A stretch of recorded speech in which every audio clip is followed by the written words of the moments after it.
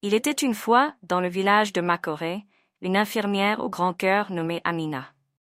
Amina était bienveillante envers les habitants de Makore. Elle était la fille aînée de ses parents, des agriculteurs âgés et modestes. Elle avait 6 frères et sœurs, et la vie était très difficile pour eux. Ils peinaient à se nourrir. Bien que pauvres, ils nourrissaient de grands espoirs pour Amina. Ils avaient économisé tout ce qu'ils pouvaient afin de l'envoyer à l'école, dans l'espoir qu'une fois diplômée, elle les sortirait de la pauvreté et prendrait soin de sa famille. Après avoir obtenu son diplôme d'infirmière, Amina a rencontré des difficultés à trouver un emploi en ville. La pression pour subvenir aux besoins de sa famille ne cessait de croître. Elle a finalement décidé de retourner à Makore, où elle a accepté un poste à l'hôpital communautaire du village. Son salaire était faible et insuffisant pour nourrir toute la famille, mais elle travaillait sans relâche pour subvenir aux besoins de ses proches.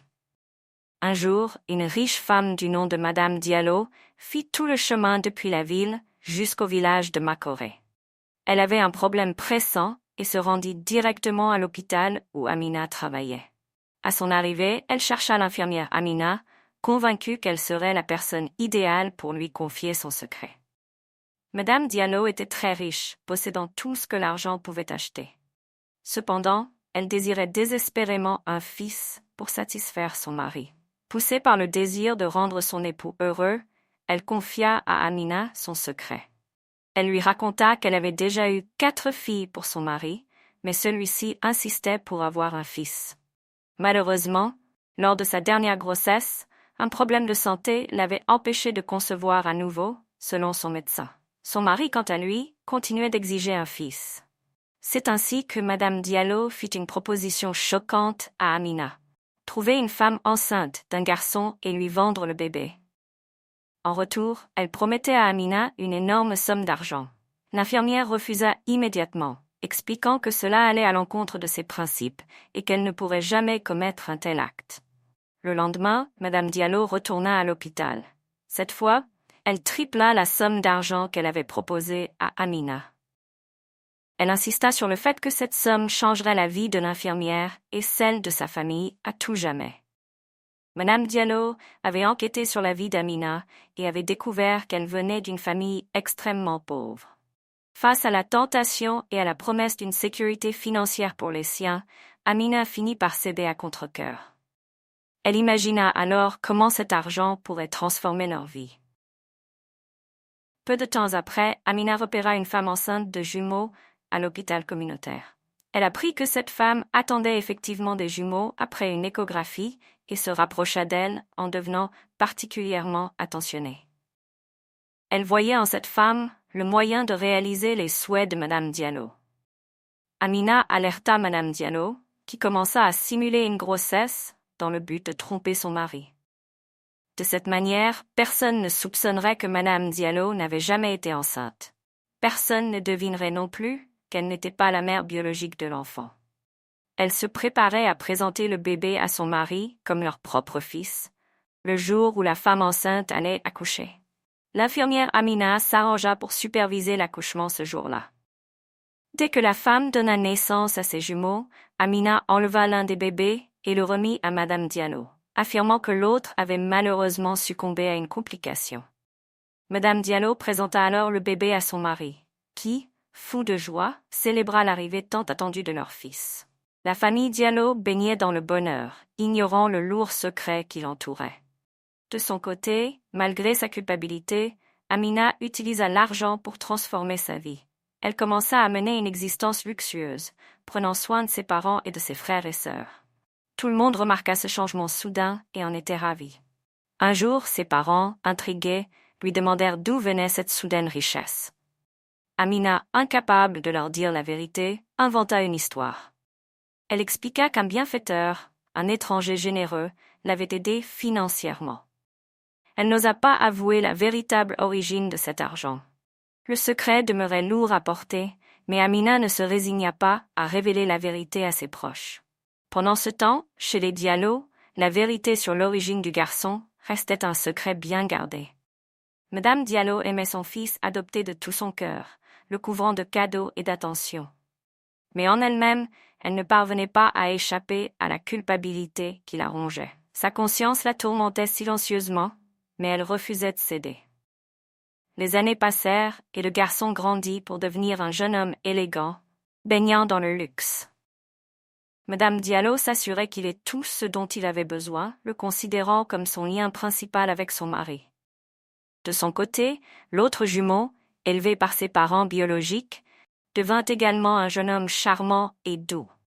Bien que ses parents n'étaient pas aussi riches que les Diallo, ils veillaient à lui offrir la meilleure vie possible avec leurs moyens limités.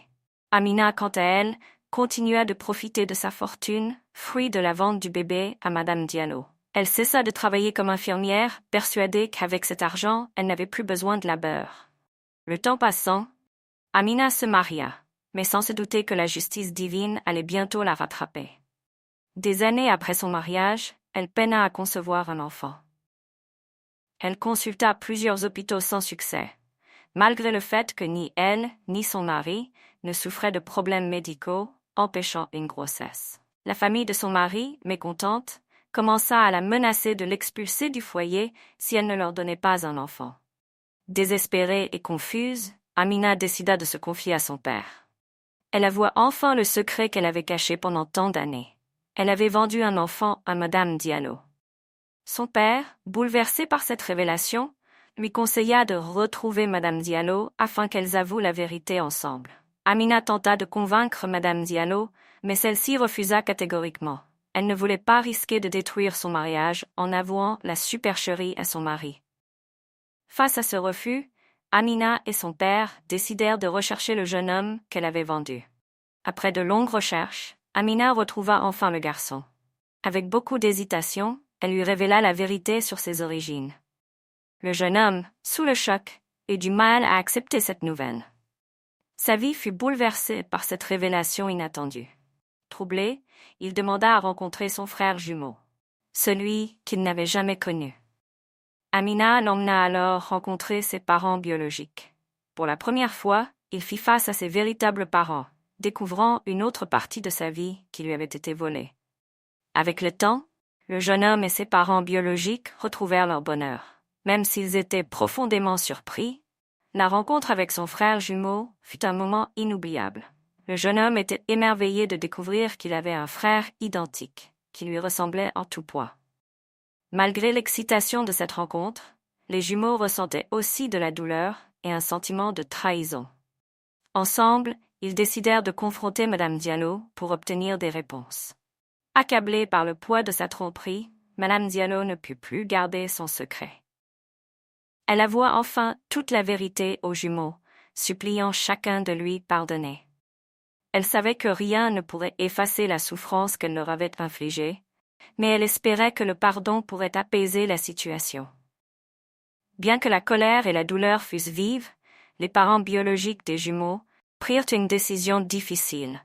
Ils pardonnèrent à Madame Diallo ainsi qu'à Amina. Ils comprirent que retenir leur rancune ne ferait que continuer à empoisonner leur cœur et les empêcherait de tourner la page. Avec le pardon comme point de départ, les jumeaux entamèrent un voyage de redécouverte de soi. Ensemble, ils s'engagèrent sur un chemin où ils pouvaient tracer leur propre destinée, trouvant du réconfort et de la force dans leur lien fraternel qui les unissait depuis toujours. Quant à Amina, après de longues années d'attente, elle finit par être bénie. Elle tomba enceinte et commença enfin à fonder une famille. Soulagée, elle retrouva la paix intérieure qu'elle avait longtemps cherchée. La morale de cette histoire est simple. La vraie famille se fonde sur l'amour, l'honnêteté et l'acceptation. Les secrets et la tromperie ne peuvent qu'éroder les fondations du bonheur. Le pardon a un pouvoir immense. Il peut guérir même les blessures les plus profondes et permettre à chacun d'avancer avec grâce et compassion. De plus, qu'il s'agisse d'un garçon ou d'une fille, tous les enfants sont égaux. Aucun homme ne devrait jamais faire pression sur sa femme pour qu'elle lui donne un enfant d'un sexe spécifique.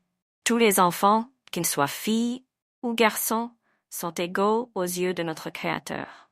J'espère que cette histoire vous a enseigné une leçon précieuse sur le pouvoir de l'honnêteté et sur l'importance de toujours faire ce qui est juste, peu importe le prix à payer. Merci beaucoup d'avoir pris le temps de suivre cette histoire. N'oubliez pas de laisser un commentaire, de vous abonner, c'est totalement gratuit, et bien sûr de liker et partager.